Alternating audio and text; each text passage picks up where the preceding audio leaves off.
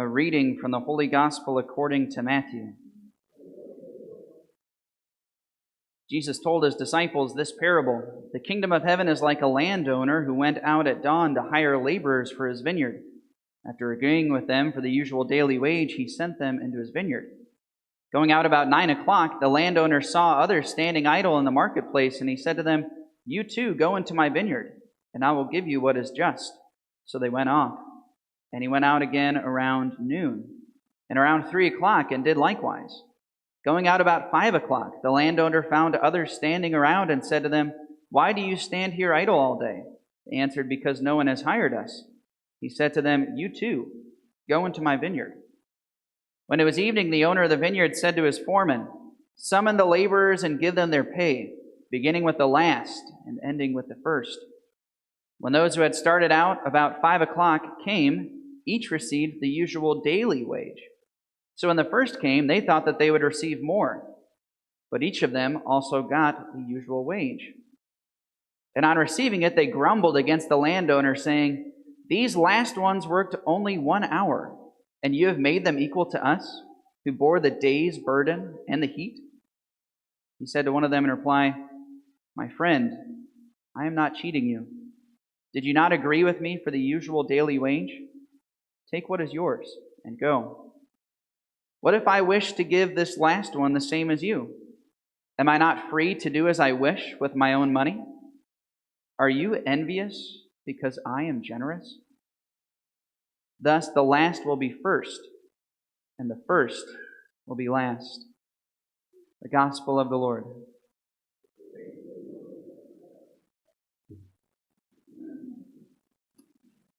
So I realized after Mass got started today that Rick and I had talked at our staff meeting. I was going to give a little bit of an explanation about that chant that happens at the beginning of Mass.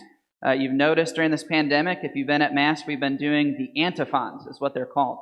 So all the prayers we have for the Mass come out of this great big red book, the Roman Missal, all these prayers that have been handed down through the centuries. And some of those prayers we haven't been doing for some years in the church, but they're called the antiphons.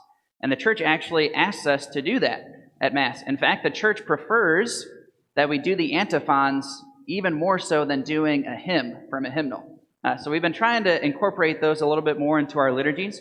Normally with those antiphons, we would all be singing them together, but during the pandemic, we've kind of encouraged people not to sing as much. So we're really just letting the cantor chant the antiphons. But it's really neat. They're all rooted in Scripture. So it's a way of learning the Scriptures. That's why we do those antiphons. So that's a little bit of an explanation about that chant we did at the beginning of Mass. We also do it, there's a communion antiphon. So right after I receive communion today, you'll hear the communion antiphon as well. They're beautiful prayers of the liturgy. That's what we're doing at the beginning of Mass. So that's public service announcement number 1. Public service announcement number 2. First of all, welcome back to Mass, all of you who haven't been here since my time. It's good to meet you. I'm Father Bauer. I'm having a great time here, and I'm excited to see you back in church. And I apologize that your first Sunday back is the weekend everybody's been waiting for, the diocesan campaign. I know, we look forward to it every year. The Catholic Ministries Appeal.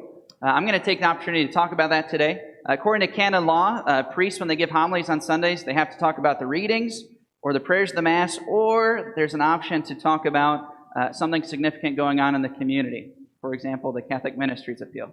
So I'm going to talk about that a little bit today.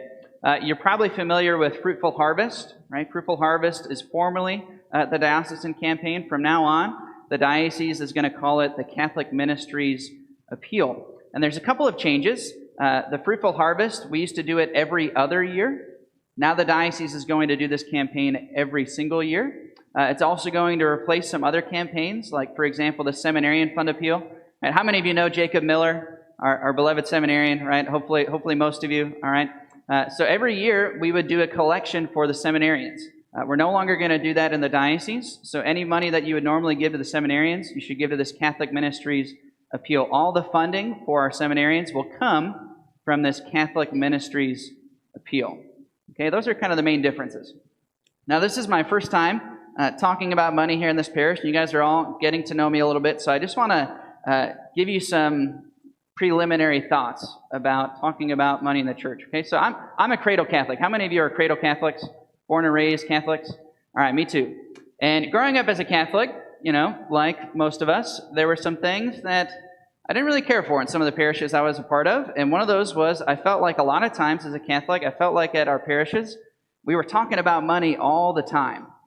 And it just kind of bugged me. Sometimes we were even like really unintentional about it. For example, I remember one parish I was at, every year at Christmas and Easter, the 2 times of the year where we get all these people coming out of the woodwork, coming back to Mass. And at one of the parishes I was at, we would always have a second collection at Christmas and Easter. And I thought, man, that just doesn't make any sense. All these people who don't come to Mass, a lot of them say because the church talks about money too much. And here we are having a second collection. All right, so I promised myself when I was in seminary that when I was a pastor, my parish was not going to be that way. All right, so even though we have to talk about the Catholic Ministries Appeal today, I want you to know that in my time here, we're not going to be talking about money all the time. Right? It's necessary to talk about it, but we're not going to talk about it all the time. We're not going to have all sorts of different nickel and dime fundraisers. Right? Never stop talking about raising money. All right. The last thing I want from this parish is for us to have a reputation that we talk about money too much. All right, so I just want to put that out there from the beginning. I also want to let you know that when it comes to fundraising, I have a couple of principles. First of all, I believe in being truly transparent. Right? I know that in many institutions, people have issues giving money to various institutions because they believe they're not transparent enough. Okay? So here at this parish, with the Finance Council and the Parish Council, I want that to be a continuing conversation. Are we being transparent enough with how we are managing our finances? I want every parishioner to have an idea exactly what we're spending money on, okay? So I believe in being transparent. I also believe that this is our parish. It's not my parish, right? Sometimes I know that, I don't think this has happened here, but I know sometimes priests can come into a parish and they can just kind of make all the decisions. And people feel like their input isn't valued, right? It's not going to be the case here. Because after all, I'm not going to be here forever. Hopefully I get to be here for a long time. But you guys are going to be here for the long haul. So this is your parish even more so than it's my parish, okay?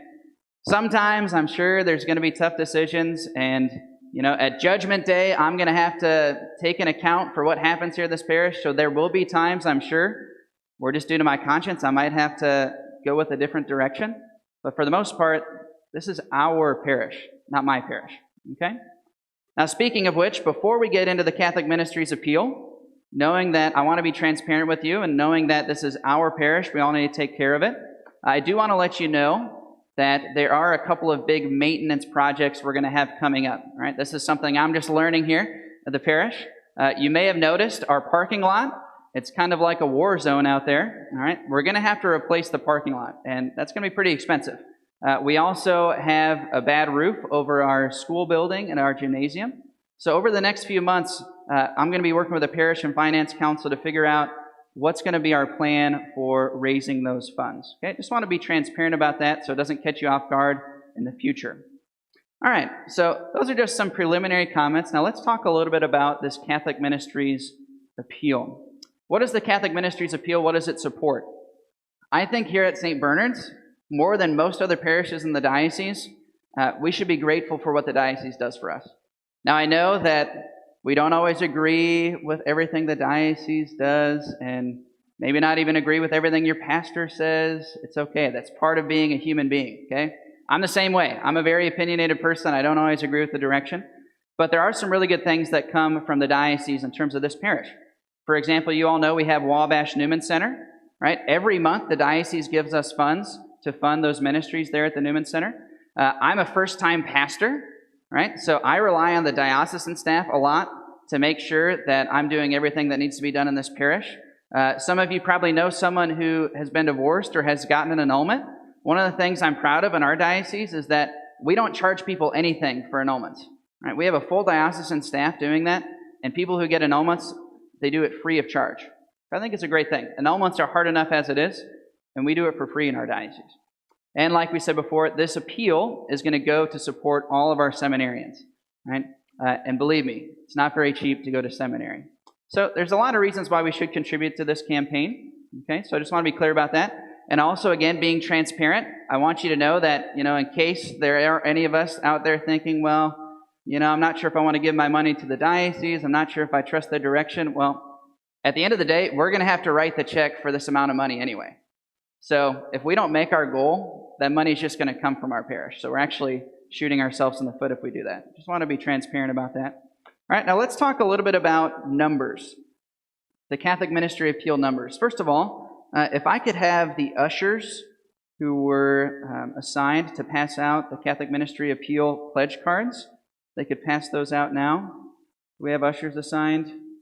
Or maybe we'll just have Rick do it. Rick, the jack of all trades. All right, that's why we pay him the big bucks. Okay, so Rick can start handing out some of those pledge cards as we talk about this. All right, so our goal for the Catholic Ministries Appeal this year, first of all, this appeal is going to last until December of 2021. So we have 16 months. Over that 16 months, our parish goal is to raise $81,000 for the diocese, which is a big number, right? But think about it this way. We have 330 registered families in our parish. So I did the math. If every family pledged $250 over the next 16 months, we would make our goal. Right? That's $15 a month. Only $15 a month. That's 3 cups of coffee at Starbucks, okay? Now, I know that not everybody is capable of giving that amount, so personally, I'm gonna commit to giving $50 a month to try to offset some of those costs. Now, that might seem a little bit strange. You know, we in our church, we know that oftentimes only about a third of the people actually contribute to things like this. So it might seem silly that I'm suggesting this. I think all of us need to participate in this campaign, right? How many of you have been blessed by this parish? Right? Hopefully all of us. If we've been blessed by this parish, I think we should contribute to this campaign, because it's not right for the few people to contribute while everybody else lets them carry that burden. I think all of us should be contributing. Even though not everybody can give a lot, everybody should give something. All right? I'm suggesting $15 a month per family, and we'll make our goal. Another reason why I think we should all participate in this, let me ask you another question. How many of you think it's a good thing to do what God asks of us? Right? Hopefully all of us. Again. Now, did you know, this is something that I didn't realize until a few years ago. So I never liked, talking about tithing. It's kind of uncomfortable and all these different things. And one day I was in the seminary, and one of my seminarian friends, I was talking to him about this, and he said, "Man, you're getting this all wrong." And he pointed out to me that the reason why we're supposed to tithe as Catholics, it's not because the church made it up, which is what I used to think. Did you know it actually comes from the Bible? God tells his people to tithe in the Bible. All throughout the scriptures, God tells his people that they need to give back to him the first fruits of their harvest and the firstborn of their cattle. And he does that because he wants them to understand that everything they have comes from him. And therefore, it really belongs to him. And so he teaches his people all throughout the scriptures, he teaches them generosity and trust, right? Giving things back to him, not because he needs it, but because he wants us to realize that everything we have actually comes from him anyway. And so it really belongs to him. Now, we suggest 10% because in the book of Genesis, that's what Abraham gave to the priest Melchizedek. Melchizedek offered bread and wine on his behalf, and Abraham gave him a tenth of what he has. Right? So that's the traditional amount, 10%. Me personally, just full disclosure, here at this parish, I give out of my paycheck immediately 10% of my income goes directly to the parish. So you're welcome, right? That much richer at St. Bernard's, right? That's what I do, 10% right away. I also believe that as a priest, I should be even more generous and more intentional. So I had some friends over in Noblesville, where I'm coming from, and they had this great idea. They said that they actually had a separate checking account just for their charitable giving. Right? So I have 10% that goes directly to the parish, and then I have another 10% that goes directly into my charitable giving funds. And the rule is at the end of the year that fund has to have a $0 balance. So it makes sure that I've given that money away by the end of the year, and I'm not allowed to use it for anything for myself, right? It's a great thing. It's great because when people come and ask me for money, I don't have to say, well, I'm not sure how much I can afford. I take a look at that account, and this is how much I have available. And it's also fun because sometimes people come and ask me for money, and instead of just giving like $20, I can say, man, I have $300 saved up in this account I can give to this cause. It's actually kind of fun and exciting, right? It's good to be generous. So if you haven't thought about that with your finances, about how to intentionally do it in that way, I encourage you to do so. And I want to especially talk to young people here in the parish today, right? In our church, when it comes to tithing and contributing to things like this, oftentimes it's people who are 60 and older who are the majority of the tithers, right? All of us in this parish, including young people, right? I'm a millennial myself. All of us should be tithing because, again, it's what God asks of us. And because we've been blessed by this community, and therefore we need to give back to this community. So I think everybody has their pledge cards. If you've already sent them in, great. Make sure when you do fill them out, make sure you say that you are a parishioner of St. Bernard's Church. That way it gets counted towards our goal. Otherwise, it won't be counted towards our goal and we'll owe that money. So make sure you make that very clear. You're from St. Bernard's in Crawfordsville. I want to just take a couple minutes now, let everybody sit and pray and think about how much money they would like to give to this campaign.